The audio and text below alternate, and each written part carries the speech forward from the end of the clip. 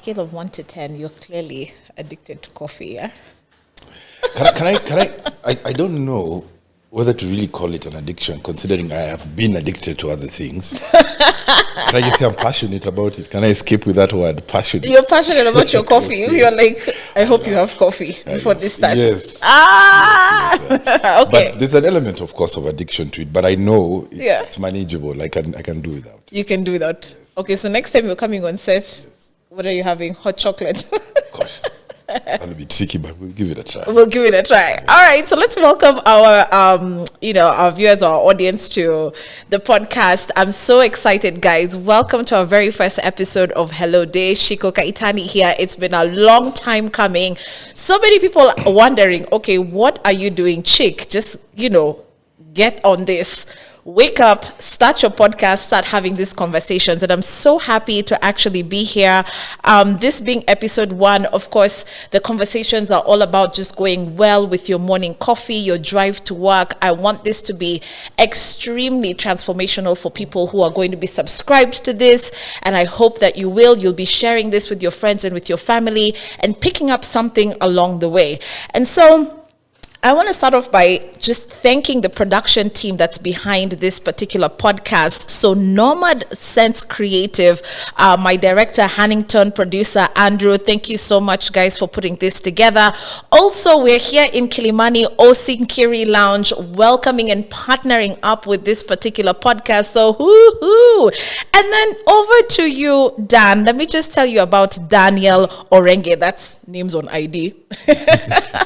He is a wellness and transformational coach who has quite the story. And so we're going to be talking to Dan about the old Dan and then, of course, the new Dan.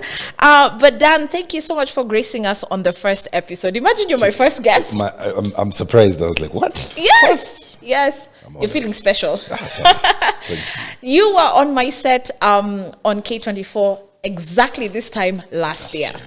Should we call it coincidence? Is it really coincidence or fate? Fate. Right. And the reason Daniel is here is because I just felt that we really needed to start with men's mental health. Okay. And of course, your wellness. And so, Dan, first of all, for those who haven't watched my show, who were you before and how do you describe your story? Well, obviously, what I currently do, as you call me, the wellness coach, the backdrop of it is my story of alcoholism. Yeah. For 10 to 12 years. I'm turning 40, the big 4-0 in a few days. Mm-hmm. So, why I'm saying this is, you can imagine when I say 10 to 12 years, that means the alcoholism ate my 30 to 40. Very productive years. Very productive years.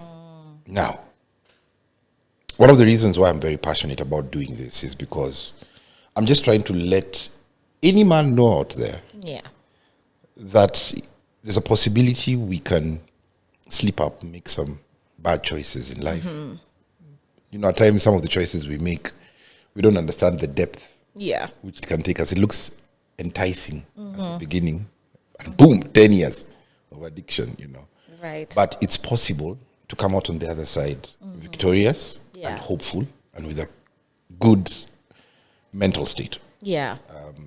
I didn't want to tell you this, but I lost my mom yesterday. What? Yeah, she passed on in the morning, cancer. And why I didn't want to tell you this is because I didn't want you to start thinking, are you okay to come? I am okay. Because I know my mom would have not wanted me to miss sharing my story. Dan, are you... Yes. She passed on. I'm speechless. Like, you honestly came for this taping when you just lost your mom. Yeah. I knew it. When she passed on yesterday morning, I was like, okay, I have this to record. It's Men's Mental Health Awareness Month, and the message must go out there. It must go out there. I'll find time to grieve. Is this a guy thing? Like, do guys are able to compartmentalize? If you're on I wouldn't do this for a 9 to 5. Right. Yeah, this is my purpose. Oh my God. Yeah, so it's God's grace that keeps me going. I'm so sorry. I almost even feel like I want to tear up because I mean, you can imagine how, especially men and their moms, that's a different type of bond between you and your pops. Yeah. And so for you to be here, honestly, it's such a pleasure. And thank you for, oh my gosh, thank you. I owe you one for this one. Whoa, that was heavy. You didn't see it coming. I did not see that coming. But when you talk about your 10 years, first of all, how was your relationship even with your mom in those 10 years? And how long did it take her to just get through to you? Was there a huge wedge between you guys at the time? When you're on this other side, when you're out of the alcoholism, you're able to extend grace to family members for lack of knowledge. Right. If I put myself, it's the same way nowadays when I'm on the road and I'm driving and I'm seeing at night, I'm seeing a car doing this, I'm like, look at this guy. And then I forget that was you, Yeah, where the car knew its way home. Yeah, it was me who was also driving under the influence. So for many years, my family did not obviously resonate with what I was doing, because they looked at it from the behavioral aspect. They looked at it from the habit. They looked at it like, this is a habit, Daniel can just make up his mind and stop. And, when I think about it, I'm like, who drinks till you get admitted to HDU, HDU, Kwanzaa, it's not just pumping your stomach, who does it's that? HDU. Who does that? I mean, and even the sad thing is that there's a doctor who treated me twice, because I went to HDU like 3 times. I know I say it like a joke, but it was serious. I went to, and this doctor, the first time asked me, because I was doing insurance, and he asked me, did you get a bonus? Why are you drinking so much?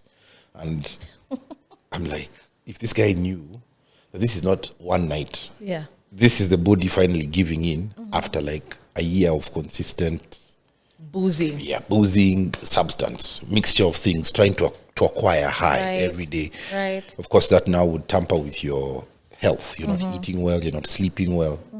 Then eventually the body has to shut down to reset. Right. So the second time in hospital, I'm in HDU, the curtain opens, and it's the same doctor. And he's like, really? He's like, dude, if you continue like this, you're not going to have a third chance. And I felt really bad. But the sad thing is, even that doctor couldn't get to you. That this is alcoholism. Yeah.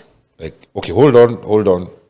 This guy is suffering from something. Yeah. And then now from there, even begin the conversation with the family that your son is an alcoholic. But not an alcoholic based on he likes to drink, based on the fact that he's addicted to booze. And there are several factors that have led to his addiction that are unseen. And we need to deal with that. Then the family is able to know how to deal with somebody like that. Because when you call somebody, I remember asking my friend once, am I an alcoholic? And he told me, yes. I felt bad. Because why? The title sounds, the title is bad. It's so stigmatized. You think of a guy in a trench, a useless guy who cannot just manage his life. Right. And that's the outcome of many other things that are underlying. So what were these underlying things that the unseen things that you just talked about? Like, what was bothering you so much that you couldn't just realize that, I've had enough? Yeah. So there are several components to it. There's the genetic predisposition, where you find that your genetics react in a particular way to alcohol. When I went to rehab, I learned about the X factor. Okay. What this X factor basically says is that for me, whenever I have a drink, my body releases dopamine in a much more irregular way as compared to you. So when you have your one glass of wine, me, I have my one glass, my body shoots, the dopamine shoots. And we never talk about that. Yeah, we don't see it. We don't. But you wonder why Daniel has finished his beer so quickly and he wants a second one.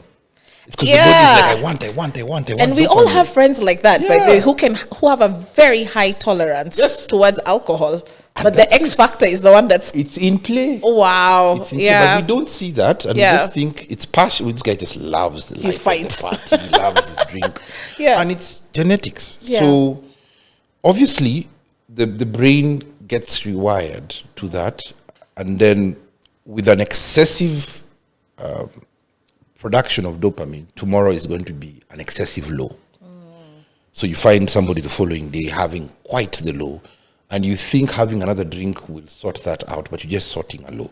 So you keep on, and I even got to learn that the brain actually fights against this high by releasing another hormone to bring things back to normal. Right. So even though you stop drinking on Saturday, your body is still releasing that hormone the whole week because the body is still trying to clear out alcohol. Right. So the whole week you're in a low.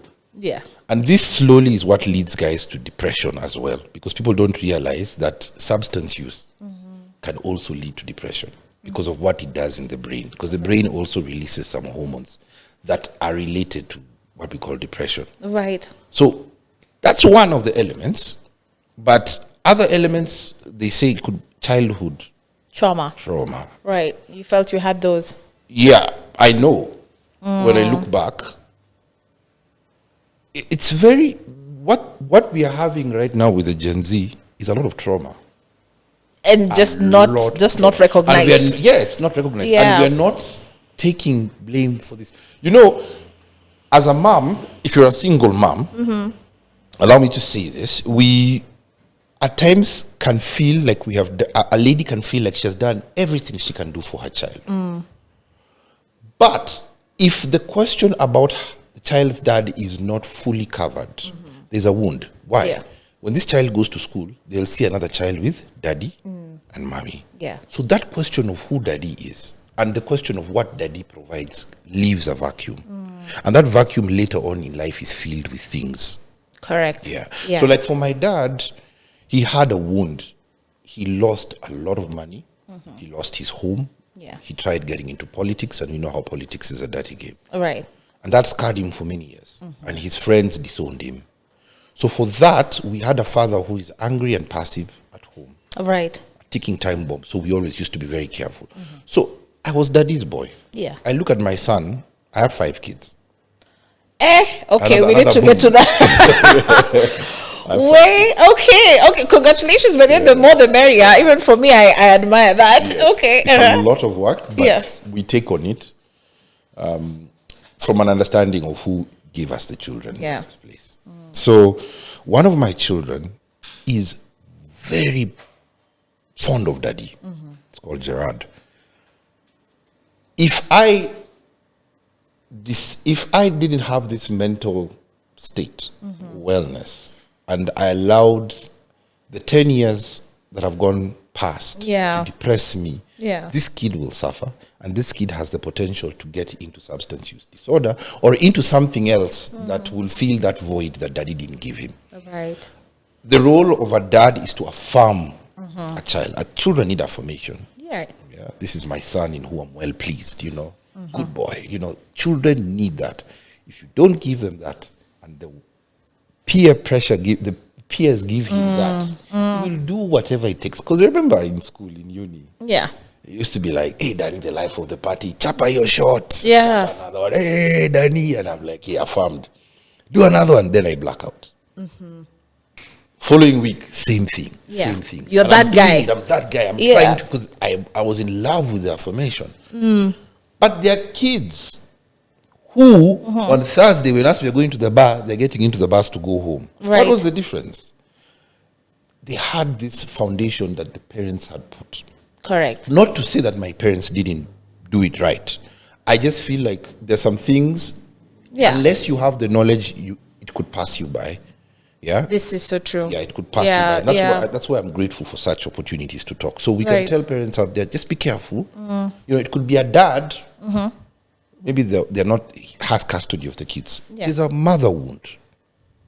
You have to be cognizant of this. We have to stop thinking that children are just fine because we're doing our best to take care of them. Right. We have to make sure that at the very least have those conversations so they don't have these feelings in their heart. Did my mom leave me? Yeah. Deal with those things. Yeah. And then at the same time, find other entities in the family that could feed that. That's so true, because who's really investing in emotional intelligence? Because when you have that, you're able to make those decisions for yourself. But here's another twist to the story, because we're talking to parents who are probably around our age, right? So young parents. At the same time, we're talking to the characters who find themselves in this space but are not aware that they are. I don't know how we as society have managed to kind of like glorify the whole aluta thing, because it doesn't seem to be a problem if you're actually out, you know, for 24 hours and you're doing it back to back. I mean, even for me, for those who know me, I can enjoy myself. But then there's this thing about you're the guy, like the way you're saying, you're the guy. If you're able to chapa a luta, you're that nigga. Yeah. You know? One of the things is that as we have grown up, you know, especially with our culture, I don't want even to call it culture, because the other day I was corrected and I was told the bar was an introduced idea by the colonialists, especially. Yeah. They do that when they want to take over a place, because they know the bar will crumble the men. So I don't want to say it's a cultural thing, because I know from my research, our forefathers drank sort of responsibly. They did, and it was a baraza. Yes. It was about coming together. It was communal. Yes. And they were discussing things of mana. And you had to earn the right to sit there. Wow, that's amazing. To earn it. You couldn't just come and sit because you're of this age and you have beards. No. Where are the kids? Where is the homestead? What are you doing? Yeah. Yes. Right. Yes. All these things, like you have to check this. This guy has some level of responsibility. Right. He is of value to sit here. Now he can qualify to have a drink with us. A good drink. I love it. Yeah, a good drink. Not these things we have nowadays. You know, the second generation and etc. Yeah. So I feel like as we grew up, there's too much that has been put in our mind with regards to alcohol that we glorify it. And I feel like as a society, there's so much that we are dealing with and we are running away from it. Right. And this sort of alutas and everything is all an escape. It's all an escape. You just don't want to go home for a reason. Yeah, and if you look at other societies, like my friend has his wife is from Germany. She's 0.5, half Kenyan, half German, but she's been raised there. Yeah. And I remember on Sunday, we drank with them on a Saturday once at our place during my days of drinking. And on Sunday, us guys are waking up and we're like, let's get beers. Yeah. And she's like, what? Yeah. Guys, tomorrow is work. And we're like, it's all right. So we can just. Because the Sunday pints are the ones that shika the most. She doesn't know. She's like, gosh, you guys are serious. And she's seeing us drinking. Yeah. And she's like, there's something wrong. So there's something that has gone wrong with our society, and we have accepted some of these things. And I think there are many things that have led to this. One of them is that we're escaping. Maybe some of us have a lot of trauma in our lives, and this is an escape for us. Right. That's why we keep on extending it into Sunday. You find somebody, I've seen jokes on social media, somebody saying, when the alarm rings and you're still in the bar on Sunday. Yeah. This is Monday morning. Right. You're meant to be at work and the alarm has gone off. You know? So I feel like we're escaping a lot and we have really glorified alcohol. There's a lot of underlying issues that we have not yet discussed. Yeah. And I think it's also we don't mature. You know, there's a level of maturity you're meant to get to, and you know that, hey, boss, let's be responsible. This is something of the past. Right. Yeah. Right. And then also you find that there's now a void in mentorship. There needs to be people saying, but you guys at this point, no. I feel to some extent if I had a mentor, things would be different. It would have influenced to some extent. Right. Possibly. Right. Possibly. But yet again, that's why I'm doing this. You know, so we can see, because we need to sharpen the younger generation, because we're going to still have same thing, and probably even worse. Correct. I don't know what it is also, because for women, you know how we are. Even when you look at the stats, we're very proactive about our health, our wellness. We are the ones actually taking ourselves. You guys have to be frog marched, sorry to say, to actually seek that help. And for the guys who are watching this particular podcast, and you know, the ones who are like knee deep, neck deep, listening to Andrew Kibe, I mean, no pun intended. I mean, you know, let him get his flowers whichever way. But I'm wondering, for the guys who are watching this show, how many are probably going to have the guts to even reach out to you and say, by the way, Dan, you're a mentor. Honestly speaking, bro, can we do this dad journey together? Can we just do this dad journey? Me, I have a toy. I have two. I don't know. Wale wanajulikana. You know that joke that you yes. I have three. Wale wanajulikana because there are possibly another three out there. 5 different baby mamas. I laugh about it. Gosh. And that's the thing. So, for how many guys do you think are actually going to reach out and do this? Because the problem is it's so passive. It's so passive. They're just like, hey, that damn guy spoke sense. But the action, the implementation. Everybody is at a different particular level. Yeah. There's some who are ripe for help. Yeah. There's some who this will be a seed. Okay. So we cannot expect change in everyone. You get. So as I'm doing this, I'm sowing, I'm also harvesting. Right. So yes, people will reach out. And we will be able to walk this journey together. Some will not, but the seed has been sown. And life will life them. And one day they will come and say, hey, I saw you on this thing last year. Yeah. You know, that's the good thing with this social media. I mean, your content will still be airing. I know. You find it's trending next year or something of the sort. That's when somebody's getting help. So it's a beautiful thing of social media. Yeah. But one thing is that why many men are where they are is because the men who are ahead of us are having this macho image that they didn't make any mistakes.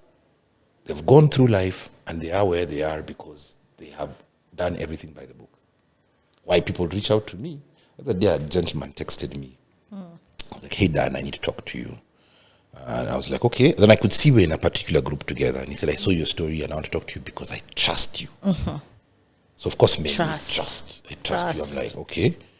I saw your story on alcoholism. I was vulnerable. And he told me I'm struggling with pornography and masturbation. Wow. I was so touched. Because for him to trust you, to tell you that. Yes. Yeah. So what's the formula? Let us men, especially, that's why we say mentorship is not telling somebody this is the way to go. Mentorship is also, this is what I did wrong. Right? This is what I did wrong. Yeah. I caught pains. I was addicted. I lost jobs. I did this. This is the evidence. I have scars. I have this. These are my wounds. By the way, we are really going to put your before and after. Like, honestly, if you see Dan before and you see him now, you will not believe. Like, you would actually walk past him. If you actually saw how you were before. So this is the thing. Because also another thing why people shy away from mentorship, from counseling and all that is because the whole straight jacket thing isn't working. Yes. I don't need another mommy figure. Exactly. Like, don't be like my second mom or my second dad. I don't need that. And I think this is why pastors find it very hard to penetrate. Because the minute you come and approach me in a lecturing form as opposed to a relatable, like, you know, we need to stop the whole vertical communication. Yes. Now things are horizontal. Exactly. It's like, I see you, you see me. Yes. Come down to my level. Same way they even say with kids. Yeah. You want to get a point across to a child, don't do it standing, you come down. Talk to them eye to eye. And then they listen. So wow, that's some powerful stuff. Yeah. Same principle with, right. I mean, they're all children. Yeah. Just grown up. They're all children. So somebody needs, all of us, we need to be human. Let me tell guys, my niggas, I have to tell you something. There is power and freedom in speaking out. Yeah. When I left rehab, they allowed me to go with a taxi because they were like, this guy has been serious for the last 90 days. We have nothing to worry about. Right. I don't think he was acting. Because I was serious. Every day, wake up early. Yeah. Do my devotion. You are so disciplined. Meditation. Yeah. Dress up. Go for my meetings. 12-step program. Do it well. After that, hit the gym. Chill. Sleep on time. Organized guy. I was very focused because I said, hey, now things have to turn around. No more joking. So they allowed me to go. They were like, you just take a cab. So on my way home, that's where the journey started. And I told this taxi guy, my name is so-and-so, and I'm a recovering alcoholic. The conversation changed the whole way. I started feeling a load off me because I had so much anxiety. Like, yeah. what am I telling people? Where have I been for 90 days? You see somebody comes out for 90 days and says, I was in Dubai. That's the first one. You know, Dubai. My friend texted me. And my friend texted me, and I was carrying my daughter. And he texted me, he was like, Dan, I heard you're around. Curfew is here. I'm at the Wines and Spirits. Can I get a bottle? Can you send cash? I get 2. I was shaking. This is 2 days post. Immediately, yeah. I don't know. I don't remember, but it's God's grace. I texted him and I told him after, because I'm sure he was seeing typing. Stop typing. I told him, bro, the reason you haven't seen me around is because I went to rehab. Not Dubai. And you know, and you've seen I had an alcohol problem. You know what he replied? Okay, that's all. What an ass. No congratulations, nothing. Jeez. But he had deposited a seed that haunted me the whole night, and the following day I went to his house. Yeah. Obviously, I was looking for the drink. But when I got to his house, he wasn't there. His wife was there. And she just told me, Dan, welcome. Congratulations on your journey. Sit down. Here's a bottle of 2-liter Coke. Nice. Drink. You can imagine if I didn't say that. The following day, I would have drunk alcohol. Of course. So there's something about freeing about being vulnerable. Because first of all, you render your enemy, you gain power over your enemy. Right. It has nothing over you. People ask me, how do you deal with stigma? Stigma affects you because it's an internal problem. You feel bad about yourself. That's why you're stigmatized. You're already paranoid in the first place. All right. But if you're confident and you tell people I'm a recovering alcoholic, it becomes reversed. They start thinking about their own challenges. Which is true. You're kind of like, whoa, it's in my face. Yes. Okay, even me, there are a few places I need to figure out. Right. So gents need to just realize that, and I understand it's a sort of formula. We're not like you ladies just need to buy a bowl of ice cream and you guys were emotions. Like, you know, us guys are wired different. Right. We need to trust each other first. And sometimes this trust is acquired through adventurous activities. Because you're actually checking each other out. Checking each other out. You're sizing Yeah, you're sizing each other out. Yeah. Whereas women will immediately connect, like, hey, you know, there's something about you, and you know, before you know it, you're already talking about husbands. Exactly. And you're like, do you know this woman? No, I just met her like half an hour ago. Yeah. So, and she knows my husband's name already, you know. Yeah. So it's quite different for guys. Like the connection is it takes a while. Trust. It takes trust. And also it's because of how we have been raised, you know, the ideal thinking of who a man is. Yeah. And that needs to change. I don't know, it'll take time.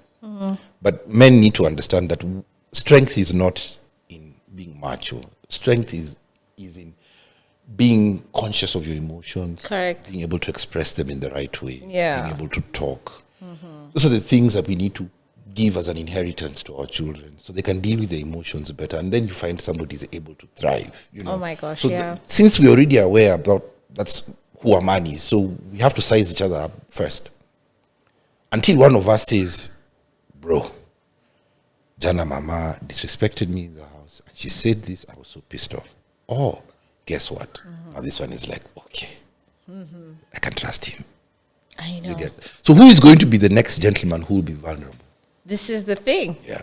And one thing I've realized, like I picked up from a lot of my guy friends, they were like, do you know men can just kick it? Like you actually plan to watch the game and not talk. Like I don't even understand, how does that even make sense? Like why would I want to do an activity with you and we're both looking at the screen? So you're watching Arsenal play, I don't know who, whatever, Chelsea, I don't know, football, whatever. But anyway, the two of you are watching a game. Yeah. You're not conversing. There's nothing going on, but you've had the time of your lives. What is that? We're all escaping. So if we could see the reality of what's in the back of our heads. Right. Rent, now this issue, Mama, she wants a divorce. Oh, this and each person is having their own internal. Yes. But it looks like you're enjoying the game. Escaping, pretense. That's a whole skill altogether. Like how men can compartmentalize. There just could say something, then everyone would start to. The conversation changes. And it's when they say the truth shall set you free, it's not rocket science. It's just a step of humility. That's why And it's the important Bible's that not we difficult. Yeah. men need to invest in the right circles. And This is the thing. and Yeah. you know, investing in the right circle doesn't mean you're going to be looking out for who here looks like a cool guy that I can hang out. Yeah. No, it starts from inside. Yeah. When you're internally aware that you need good friends, you need friends who are spiritually woke, Yeah. you attract them. And it's not for mama's job. You know, that's the thing. I find a lot of guys always want this whole individual who has a T-wife material characteristics because men want the women to do the work. So you want the woman who doesn't drink, goes to church, does everything right because you want to offload your personal issues on her to set you straight. So you essentially want a police woman in your house. Looking for mommy. That's what You're looking for your mom. you need to talk to men to actually just get their shit together. Stop looking for me to help you sort your fucking life out, right? Sort your shit out. Yeah. Yeah.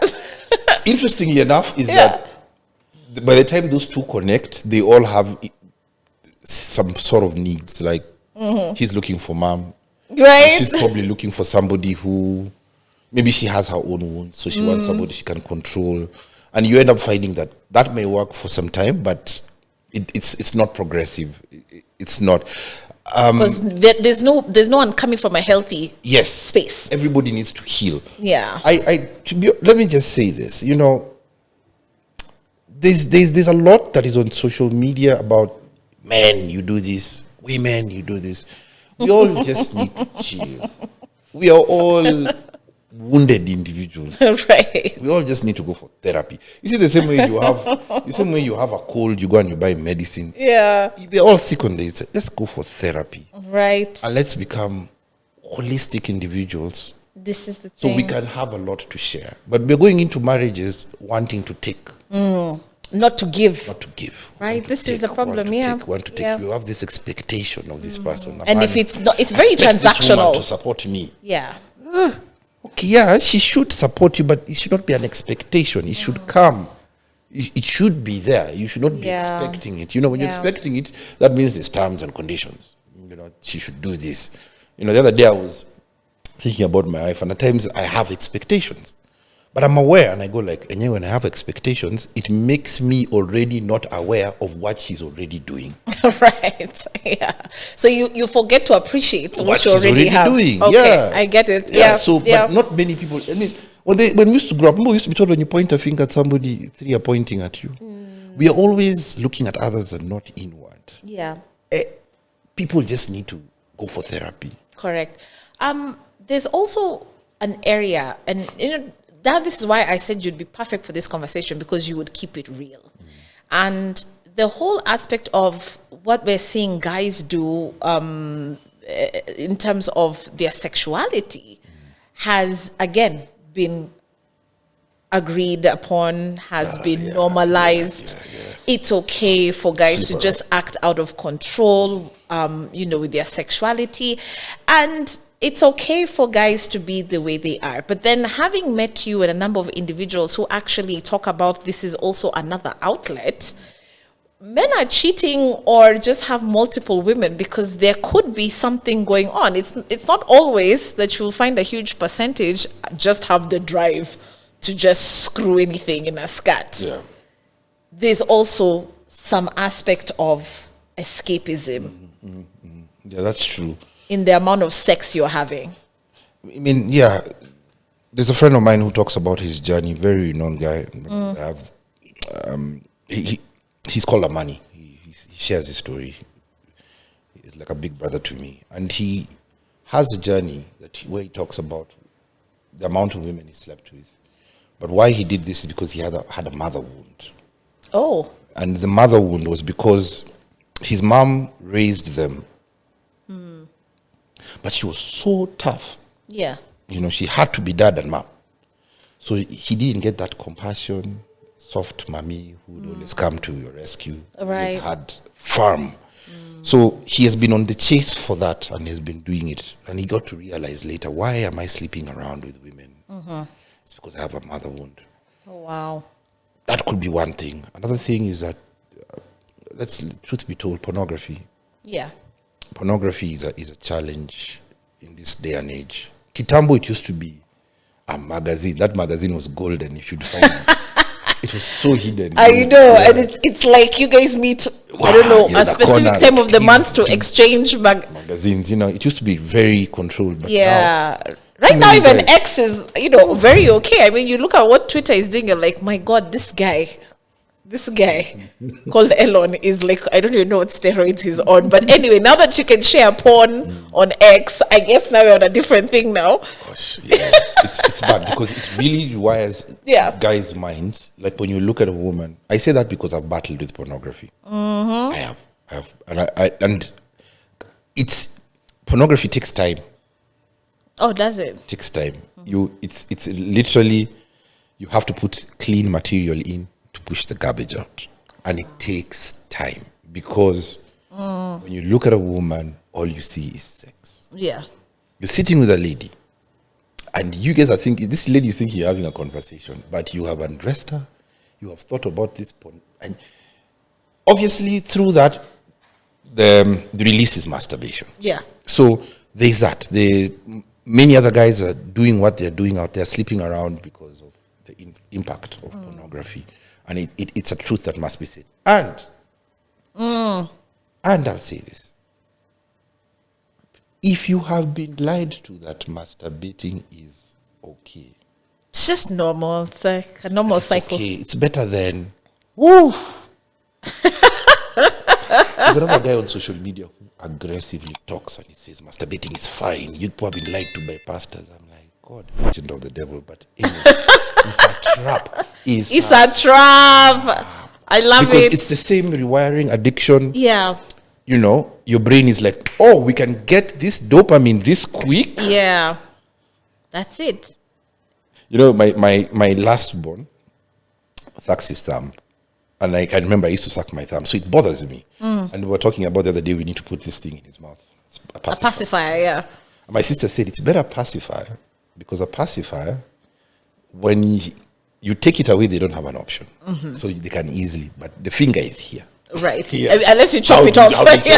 Same thing with masturbation. Right. You know, Yeah. how do you chop off your hand? You can't. You walk around with it. So it's a trap. It's bondage. It'll kill. It reduces your testos. Right. There's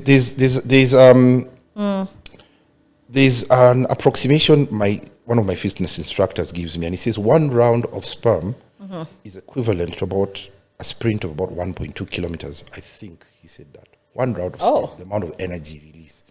Now you can imagine you're jacking off 3 times a day. You know how much you're giving out of the good in you, the capacity to be productive is going to waste. Yeah. And then guys are also thinking the same thing, sleeping around is being macho, and you're giving out the good that has been put in you that can go into better use. Right. So you think you're macho. And then that's the other thing. We identity issues. We are still trying to feel like we are men. So body count. Yeah. In the background, we are losing. Big time. Big time. Because it's not just, somebody says sex means sacred energy exchange. So each time you're sleeping, I remember this girl once told me and my friend something when we had just graduated from uni. She said, each time you sleep with a woman, you've given her a portion of what God gave you. Correct. And vice versa as well. Oh, really? Yes. Okay. I mean, of course, I believe that women tend to handle it better. Yeah. But this is why you will find that women will always tend to have a hiatus between guys. It's because of that. It really it sits in your mind forever. Yeah. But for guys, like you said, because again, it's normalized, it's told to you, it's projected in front of you that it's A-okay to have multiple babes. Yes. But then the feeling after is not that great after all. At the end of it all. And it's been, the good of society is always tampered with by man over time. For example, one of my friends told me that inheritance was not about just coming and taking your in the low community, just come and taking your brother's wife. No, that and sleeping with her, that was not the thing. It was coming to protect her. My brother has died. There's a widow there. I'm coming to protect. Not what has been. Not what has been happening. A lot of misconceptions. It was all about taking care of the community, making sure she's guarded, that there's still a man guarding. Any other thing that would come post that was a mutual agreement, as compared to even how we look at things now. And we want to say, but men have been polygamous. Excuse me. Back in the day, even polygamy was the wife would even probably get the woman. This was mutual consent. There was some sort of, it worked. Collaborative effort. And also, you're not going, to be polygamous when you have no clue what you're doing. Exactly. Because men who have multiple women have some sense of responsibility. Exactly. Because, and this is the thing. This whole trying to dine dash, you want to be a player on a budget. I mean, this is... the truth is, it's immorality. It's immorality. I like that. It's lust. Yeah. There's nothing about it. We want to try and make it sound that it's something awful. Yeah. There was a plan. Even in the Muslim world, you want to have another wife. Yeah. Show us how you've taken care of the first one. You have to be granted the right. Not this one. I really feel bad when I see some of the things men do. Yeah. You've married a woman. There was no conversation about you having a second wife. But since life has become good, and this woman you've been with, stuck with you, is a foundation to your growth. Then all of a sudden that things are good, you feel like you can have another woman. It's wrong. Yeah. And down the line, there's a consequence. It will bite you in the ass. It'll bite you because first of all, the woman doesn't really have an option. Of course. Yeah. And of course, when you already start doing some things, I love the good book, the Bible. It already says there's consequence. To a lot of things. To all these things as guys do. But we deviated. I think you're talking about this sleeping around. Sleeping around, there's nothing masculine about it. Like my pastor said the other day, there's nothing impressive about impregnating a woman. Nothing. Yeah. Impressive thing. Right. That's why a grandfather is respected, because you raised a child who now has a child to raise. Yeah. Good job, granddad. Right. A man is given respect when people can see you've taken care of your family. Right. When it stands up and looks right at you and you say, yes. By the way, when you sit down and people are looking at your children, the behavior, how they're conducting themselves, you can see there is a presence of a man. Up on the Heshima. Wow. But this thing that you've impregnated somebody, there's nothing there. I know. I'm going to invite you for my next conversation to just talk about baby daddies, baby mamas. I think you would handle that topic so well. Yeah. But as we bring this episode to an end, I want you to talk about the safe spaces. Pretty much. What are the recommendations? What do you want to tell guys out there about how they can access this? Because if someone at the end of the day is still in that closet feeling like I can't really talk about it, but I want to secretly kind of DM Daniel, tell us about those safe spaces and what you want to offer guys right now as they say bye. Okay. Some of the safe spaces I've discovered for myself. Number one is in with the church. Yeah. I know social media has tainted the church. But find out for yourself. Find out. Don't go with the flow. Most of the times people are agreeing with what social media is saying about the church because they already know there's something wrong with them that they do not want a confrontation about that the church does. They safe spaces. I do Bible study fellowship for men. Oh, nice. And we meet every Monday and it's just studying. It's not church, studying God's word, just understanding the Bible. That's one safe space I love. Generally, for what I do know, churches have healthy communities of men working together. Yeah. If you can find that out for yourself, please do. This journey, you're not good. You will talk as a group, but you'll be alone with your depression. I know, right? Because even if you're having those discussions, you can say as a group, hey, this church. When you're at home thinking of hanging yourself, you're alone. Right. Yeah. Right. So go check that out for yourself. Another thing, fitness. Very key. Fitness. I know some people there's a mental block to go to church.